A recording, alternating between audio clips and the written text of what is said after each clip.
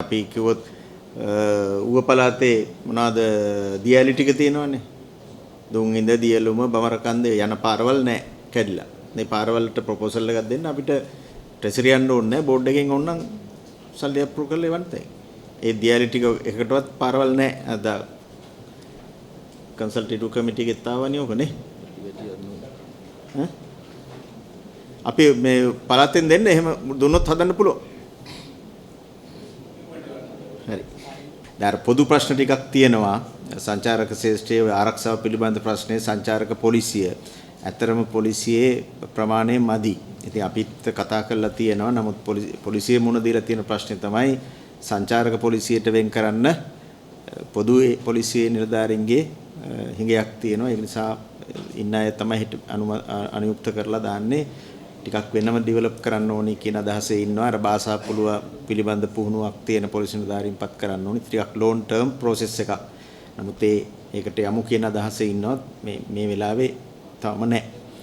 ඊළඟට ඔය ගයිඩ්ලා සහ අනිකුත් ශේෂ්ඨවල රියදුරු වගේ අය සමහර තැන්වල ටිකක් ඔය අනවශ්‍ය විදියට හැසිරීම් සිද්ධ වෙනවා.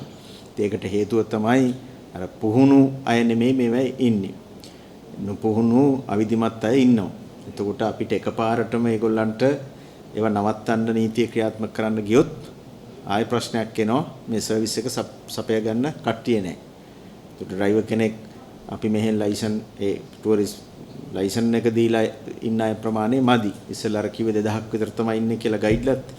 ඒ ගයිඩ්ලා 2000ත් ලංකාවේ ඇතුලේ ඇත්තටම නැහැ. සමහර අය පිටරට ගිහිල්ලා ඉන්න අය සර්විස් එකේ නැහැ. ඒ නිසා සංචාරක කර්මාන්තයේ දියුණු වෙනකොට ඊට සමානුපාතිකව ඒ අදාළ ශේෂ්ඨවල විනය හැකියාව තියෙන අය ප්‍රමාණාත්මක මදිකමක් තියෙනවා. ඉතින් ඒගොල්ලෝ ටික ටික තමයි අපි අර පුහුණු තැනකට ගේන්න වෙන්නේ. නොපුහුණු අයව අපි නීති දාලා නතර කරොත් අපි තුමු ඩ්‍රයිවිං ලයිසන් මේ ටූරිස්ට් බෝඩ් එකේ ලයිසන් එක නැතුව ටූරිස්ට් අරන් යනවා නම් වාහනයක අපි ආව පොලිසිය දාලා නතර කරොත් ඒක නීතියත් අතර ක්‍රියාත්මක කරන්න පුළුවන්. එතකොට ආයෙනෝ ප්‍රශ්නයක් මේක අපි පාලනය කරනවා. එතකොට අර එන ටූරිස්ට්ලට සර්විස් එක දෙන්න කට්ටිය නැහැ. ඉතින් ඔක පොඩි සංක්‍රමණීය කාලයක් තමයි ඇත්තටම යන්නේ. ඊළඟ ප්‍රශ්නේ තමයි සංචාරක ශේෂ්ඨයට දාලා ආයෝජන ගැනදී අර මේ අනුමැතියෙන් ගන්න යන වෙලාව ඔබතුමත් මතු කරා. ඒක පොදුවේ තියෙන ප්‍රශ්නයක්. සංචාරක ශේෂ්ඨයට විතරක් නෙමෙයි. ඒක රෙලෙවන්ට් මිනිස්ට්‍රීස් වලින් අප්‍රූවල් ගන්න ගියාම ටිකක් පරක්කු වෙනවා. ඒකෙන් ඉන්වෙස්ට්මන්ට්ස් ඩිලේ වෙනවා. ඒක පොදුවේ සංචාරක ශේෂ්ඨයටත් තියෙනවා. අපේ ටූරිස්ට් බෝඩ් එකට මේ SLTD එකට අයිති ඉඩම්ම තියෙනවා රටේම හෙක්ටයාර් 2000ක් විතර. කියන්නේ අක්කර 4000ක් විතර. 4500ක් විතර ඊට වැඩි වගේ. ඒවා සමහර ඒවා අපිට යූස් කරන්න පුළුවන් අලුත් ප්‍රොජෙක්ට්ස් වලට, හෝටල් වලට හරි වෙනත් ප්‍රොජෙක්ට්ස් වලට සමහර ඒවා තියෙනවා දැනටමත් විවිධ අය එන්ක්‍රෝච් කරලා තියෙනවා. ඒකට ඒවට නඩු දාලා තියෙනවා. නඩු ඉවර කරගන්න කාලය යනවා. ඒක උහුම් ප්‍රශ්න ටිකක් තියෙනවා. නමුත් අපි ඉස්සරහට ලෑන්ඩ් බැංක් එකක් හදලා ඒක අපි පබ්ලික් කරනවා. එතකොට ඉන්වෙස්ටර්ස්ලාට පුළුවන් ප්‍රොපෝසල් එකක් එක්ක ඒ ලෑන්ඩ් එකට ඇප්ලයි කරන්න මම මෙන්න මේ ප්‍රොපෝසල් එකත් එක්ක එනවා කියලා. ඒතර ඒකෙන් අපි බෝඩ් එකෙන් සිලෙක්ට් කරලා ඒ සිලෙක්ට් කරපු ඒවට අපි අප්‍රූවල් එක දීලා පටන් ගන්නවා. ඉතින් එහෙම ඉඩම් ගොඩක් තියෙනවා ඇත්තටම. සමහර ඉඩම් බෝඩ් එක දන්නෙත් නැහැ. බෝඩ් එක සතුවත් හරිම විස්තර නැහැ. අර LRC එක ඉඩම් LRC එක දන්නේ නැහැ වගේ බෝඩ් එකේට අයිති ඉඩම් ලංකාවේ හැමතැනම තියෙනවා. සමහර ඒවා දන්නේ නැහැ. දන්නේ නැති ඒවා මිනිස්සු අල්ලගෙන තියෙනවා.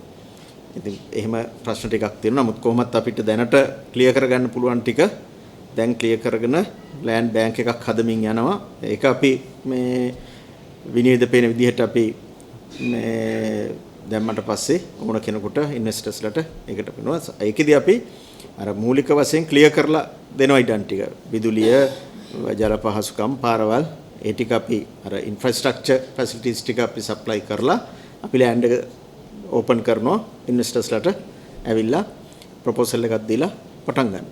ඒ හොටෙල්ම කියලා නෑ මල්ටිපල් ප්‍රොජෙක්ට්ස්. ඊළඟට ප්‍රධාන එක තමයි අපිට ඇත්තටම අත්‍යවශ්‍ය උනේ මේ පළාත් සහ මධ්‍යම ආණ්ඩුව අතර සංචාරක ශේෂ්ඨයේ අන්තර් සම්බන්ධය හදාගන්න එක. මොකද ගැටලු ගැන කතා කරොත් අපිට පැය ගණන් කතා කරන්න ගැටලු තියෙනවා. ඔක්කොම මේ පොඩි කාලයක් තුල විසඳ ගන්න බෑ. නමුත් අත්‍යවශ්‍ය වෙන දේ තමයි අපි වැඩ කරද්දී මෙහෙන් අපි සංචාරක අමාත්‍යාංශයෙන් අපි යෝජනා කරන සහ සැලසුම් කරන දේවල් බිම්මට්ටමට යනකොට පළාත් මට්ටමේ ඔබතුමන්ලාගේ මැදිහත් වීමෙන් කෙරෙන එකත් ඔබතුමන්ලාගේ පැත්තෙන් පළාත්වල යෝජනා කරන අධිකාරිය හරහා දේවල් මෙතෙන්ටත් සම්බන්ධීකරණය වෙලා අන්තර් සම්බන්ධව යන එක. ඉතින් ඒක තමයි ප්‍රධානම එක මේ සාකච්ඡාවේ.